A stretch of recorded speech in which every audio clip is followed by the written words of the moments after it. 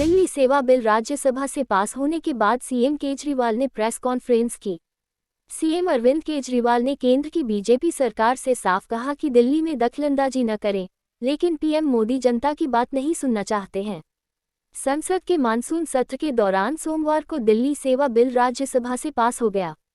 दिल्ली सेवा बिल राज्यसभा से पास होने के बाद सीएम केजरीवाल ने प्रेस कॉन्फ्रेंस की। सीएम केजरीवाल ने कहा कि पीएम मोदी सुप्रीम कोर्ट के आदेश को नहीं मानते हैं। जनता ने साफ कहा था कि केंद्र उन्हें हराकर दिल्ली में दखल न दे, लेकिन पीएम सुनना ही नहीं चाहते हैं। राज्यसभा में पास हुए दिल्ली सेवा बिल पर दिल्ली के सीएम अरविंद केजरीवाल ने कहा कि संसद में गृह मंत्री अमित शाह ने कहा कि हमारे पास कानून पारित करने की शक्ति है।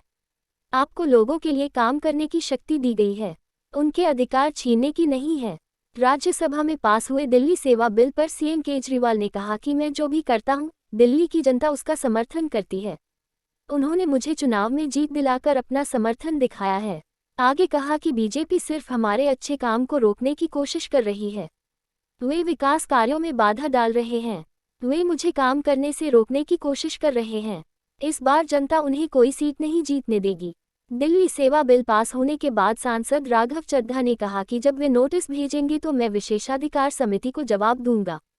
आप सांसद राघव चड्ढा ने 4 सांसदों के दावे के बाद कहा कि दिल्ली एनसीटी संशोधन विधेयक को उनकी सहमति के बिना चयन समिति को भेजने के प्रस्ताव पर उनके नामों का उल्लेख किया गया था।